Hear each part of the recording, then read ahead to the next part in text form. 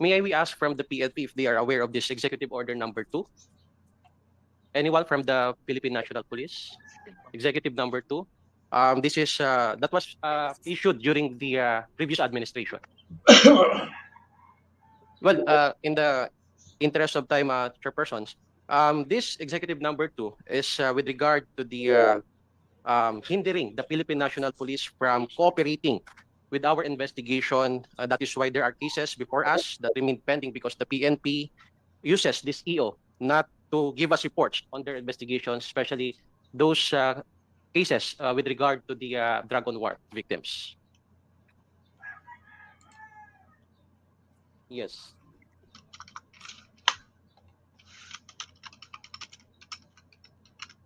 Mr. Chair, can we ask from the PNP if they are aware of this Executive Order number 2 that was issued during the previous administration? General. Sir, for me personally, I am asking our legal service, sir, from the legal service.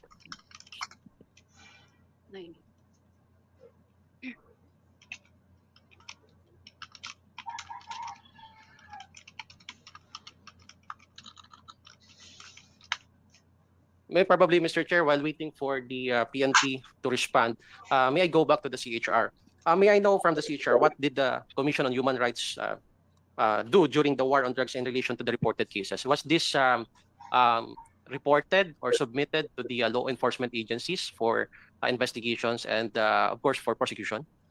Yes, Your Honor. Actually, from the end of the commission, there are two aspects. I mentioned we have more than 3,900 cases filed before us. We took cognizance, 90% of which motu proprio investigation. Some, we have a resolution finding that appropriate because we're not a prosecutory body, Your Honors. We can only recommend to the concerned government agency the prosecution of these cases. Therefore, if I may, I have the data. For the criminal cases, we have submitted 22 to the trial courts, 34 to the Office of the Ombudsman, to the Prosecutor's Office 22. Also, we have recommended administrative cases to the concerned government agency, to the PNPES, to NAPOLCOM, and also to OMB. Allow me, Your Honor, to manifest that this number is less compared to the 3,900 that we mentioned due to the EO that you mentioned, Your Honor, because we have to coordinate with our law enforcement agencies. And we have sometimes, as part of our investigation, we have to ask for police reports, for example, Your Honor. And sometimes this EO would be given to us saying that due to the EO, we cannot give you these reports. That is also one of the primary reasons why many of these cases still are pending with the commission. We could not resolve it due to, we could not further gather enough information for its resolution, Your Honors. Thank you. Thank you, Mr. Chair. So the CHR admits and even recognize that this EO was issued, and this is one of the reasons why there's no an update or the cases are not moving with regard to the victims on Dragon War. At any rate, Mr. Chair, I would like to ask the Solicitor General with respect to the signing of the Rome Statute. Mr. Chair, is it possible that the Philippines can still rejoin the ICC by signing the Rome Statute? The possibility, the matter of rejoining the ICC is, of course, a possibility. It's a decision that will have to be done collectively by the Republic if it wishes to rejoin the ICC. However, Your Honor, we need not sign the Rome Statute all over again because we have already signed it. What we need to do is simply to accede to it. The process is called accession, and that is done by repeating the process all over. Meaning the President will ratify our joining the ICC, and the Senate will express its concurrence by a 2/3 vote. After that, the instrument of ratification will be deposited with the Secretary General of the United Nations, and thereupon we become a member again of the ICC. Okay, so a while ago, it was established that as of today, the position of the government is that we have no legal duty to cooperate. Is that correct? Yes, Your Honor. Okay, so with that, assuming that we have no legal duty to cooperate, now, can we allow the investigators or the prosecutors to go to our country and conduct their investigation? As I said earlier, the prosecutor is free to do whatever he wants to do on the matter of investigation. On that note, Mr. Chair, may we ask the DOJ, the PNP, as well as the Commission on Human Rights, are you going to cooperate with the prosecutors or the investigators? As mentioned, they are free to go to our country and conduct its investigation. Your Honor, the Commission is more than willing to coordinate if they need our cooperation. Right. Yes, Your Honor. May we know also from the other agencies, chairpersons? DOJ? I believe, Your Honor, that we have to defer to the orders of our principals. And of course, at this instance, it's the President of the Philippines. PNP? Your Honor, I have said a while ago that as to the giving support to the investigation being conducted by the International Criminal Court, we are of the humble view that it would be more prudent if the PNP will just submit to the position of the President as head of the Executive Department, which the PNP is under, and also with the SILG. If we will be required to submit a petition paper, we will do so, sir. DFA? Sir.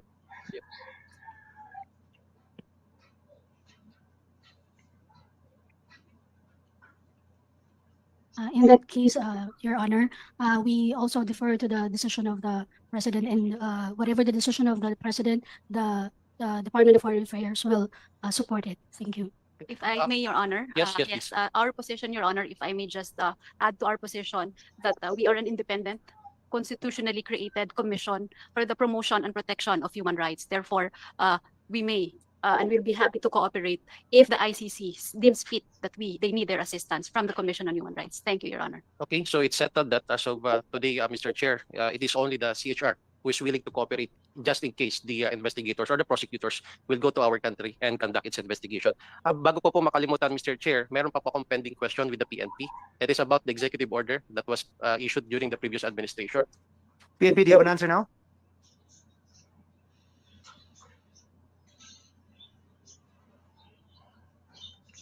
Yes, if they are aware. And then again, Mr. Chair, because there are reports that they use it as an excuse not to conduct the investigation. And as mentioned by the CHR, it is one of the reasons why we have a small number of cases with regard to the victims of drug-related war. Please identify yourself before you answer. Good afternoon, Mr. Chairman. Police Captain Arpon from PNP Legal Service. To answer the question, sir, yes, sir. Does Executive Order number 02, sir, talks about freedom of information, sir? To clarify, sir. Yes, sir. Yes, that talks about the freedom of information, and there are reports that that was the reason why there are cases that are not moving, and there are cases that are not being investigated due to the issuance of this executive order.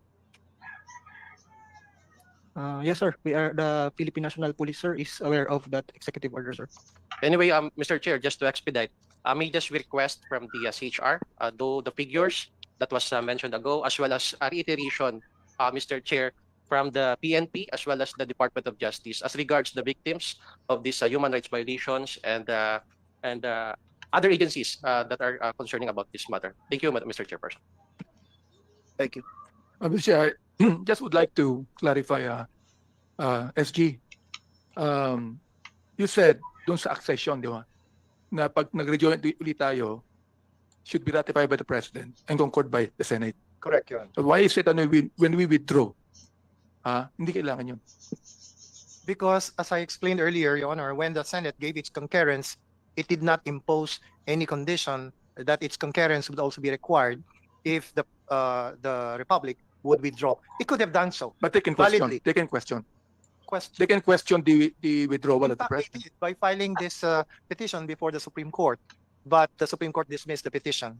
That was questioned actually, Your Honor. Pangilinan versus Cayetano. But therefore, recently, the President mentioned and said that because of the resolution, that he will study the proposal.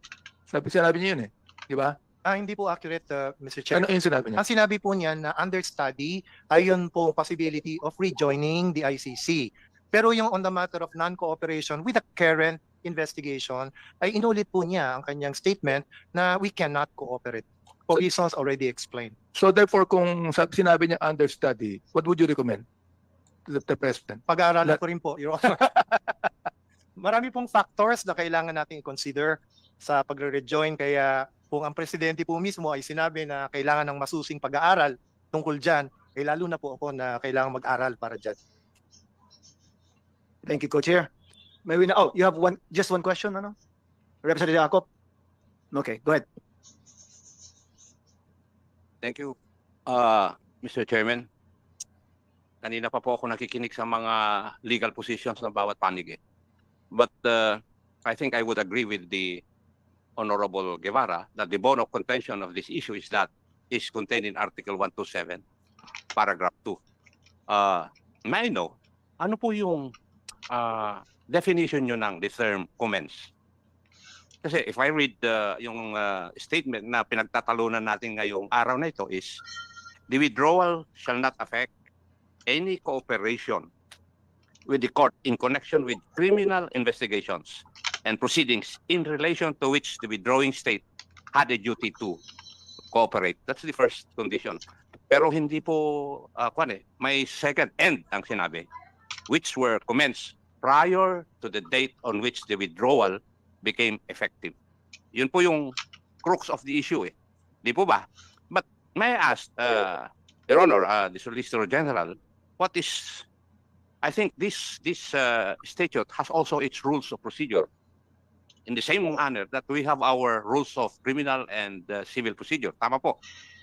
Tama po yan. Yes. Yun. Now, the statement speaks of the term commence. So, going to Webster Dictionary, it means to begin or to start.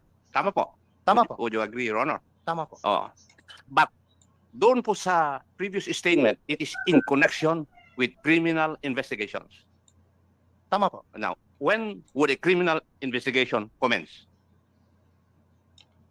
Well, depende po yan kung ang pinag-uusapan po natin ay yung sa ating sistema Hindi, o doon sa sistema ng Your Honor, ICC. I'm speaking of, I'm citing the statement stated in Article 127 of the Rome Statute. It speaks of criminal investigations, Apo. and the term commence was used. Apo. Now, may I know, when does a criminal investigation internationally or locally start? That's my point, Mr. Secretary. Yes, Your Honor. If we are going to base it on Article 13, it is when one of the instances would be when the ICC prosecutor motu proprio requests for investigation.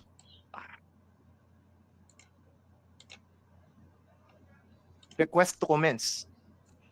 Maybe we should take a look at No. Article 13. Your Honor. Article 13 speaks of exercise of jurisdiction. Yes, I agree, Your Honor.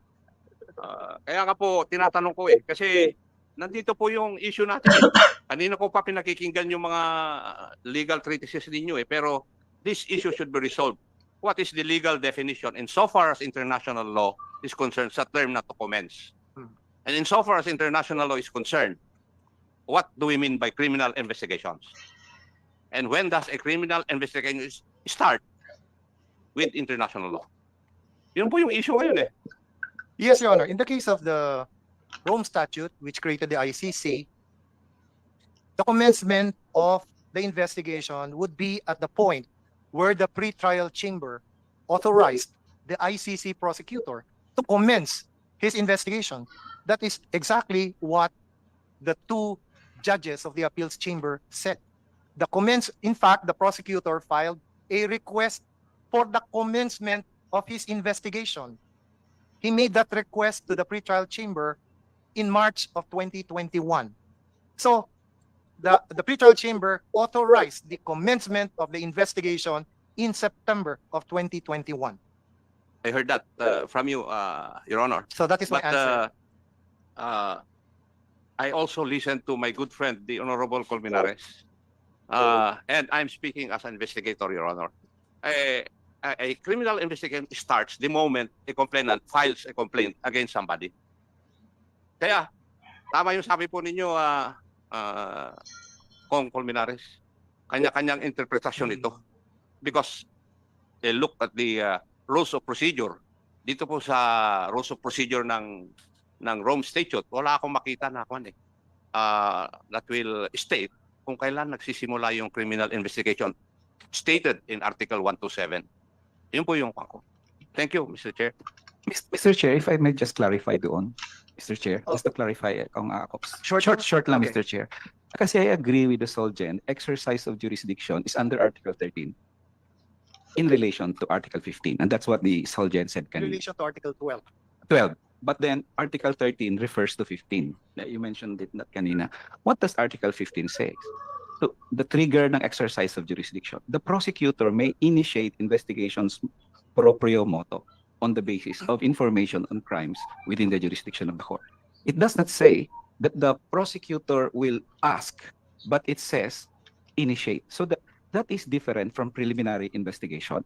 And that is founded, Mr. Chair, for the lawyers na lang, under the same Article 15 referred to by the Solicitor General, subsection 6, which says, if after preliminary examination referred to in paragraph 1, which is investigation, the prosecutor concludes that information provided does not constitute a reasonable basis for investigation, he shall inform. And on the other hand, he may even also ask. So basically, sinasabi ko lang, Mr. Chair, while of course the victims will argue na nung final namin yan, it's a matter under consideration by the ICC. But even granting the argument of the government na it's Article 12 and 13 in relation to 15, then the start of the preliminary examination, which is in 2018, is the start or the commencement of the proceedings. But the government, well, they argue, no, it's not the preliminary examination of the prosecutor. It's when he or she requests for the preliminary investigation. So that's a matter of interpretation now. But for us, Article 15 is very clear. The exercise of jurisdiction is triggered when the prosecutor motu proprio investigates, doesn't even ask for approval, investigates. And that's why we say under the terms of Article 127, it has commenced and therefore the state has to cooperate. Thank you, Mr. Chair, for that. Thank you, Attorney Neri. Solgen, can I just get back to you later? I'll just recognize first Representative Manuel for his questions. Thank you to our chairpersons.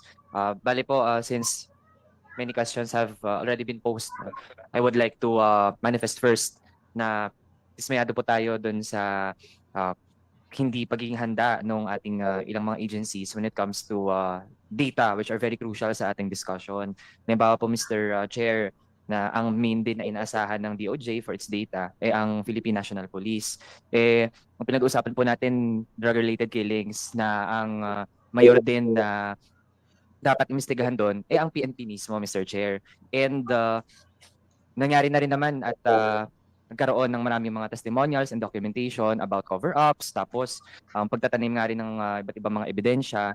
Kaya Mr. Chair, tingin natin hindi natin mapipilit ang ating mga kababayan kung hindi sila agad-agad na makakapagtiwala hanggang ngayon dun sa nabanggit na mga ahensya at maghahanap sila ng ibang mga recourse para makamit talaga yung hustisya.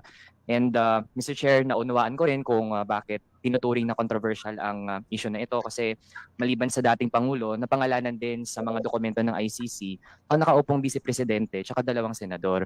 Gayunpaman, Mr. Chair, kapag gumulong na ang lahat ng kinakailangang proseso sa bandang huli, walang sino mang tao ang dapat na makawala ng hindi nananagot kapag may nagawa silang kasalanan sa bayan. Kahit dating mataas na opisyal pa yan o kasalukuyang nakaupo sa pwesto, kahit dating presidente o dating PNP chief pa yan. Hindi rin dapat ginagamit ang anumang posisyon sa gobyerno para protektahan ang sarili o ang kamag-anak na dapat humarap sa investigasyon. Kaugnay po niyan, hindi dapat gamitin ng sino mang opisyal ang kanyang posisyon sa gobyerno para din atakihin ang mga kabataan at kababayang nagsusulong ng hustisya at pumapanig sa mga biktima ng war on drugs. Kaya kung meron pong investigasyon na dapat matuloy at mabilis na umusad, ito ang investigasyon sa lahat ng mga nagpasimuno ng madugong giyera kontra droga. Hindi forever ang impunity at kasaysayan po ang nagpapatunay na maniningil talaga ang mga naapi. Kaya dapat din maghanda ang mga sangkot dahil ang mga ebidensya laban sa kanila ay sobrang bigat na. Hindi gawa-gawa, hindi pinwersa, kundi sapat na batayan para seryosohin ang pagtiyak ng pagpapanagod sa mga may sala. Yun na lang po to our chairpersons. Thank you very much. Thank you, Representative Manuel. Representative Franz Castro. Thank you, Mr. Chair. So hindi na rin ako magtatanong usapang legal yung mga usapan dyan. Pero regardless, although mahalaga po yung katulad na sinasabi ninyo na jurisdiction, yung kung ano-ano man dyan. Pero ang primary po dito, Mr. Chair, 7,732 ang namatay. Saan ngayon pupwesto ang mga ahensya ng ating gobyerno? Dismayado ako no?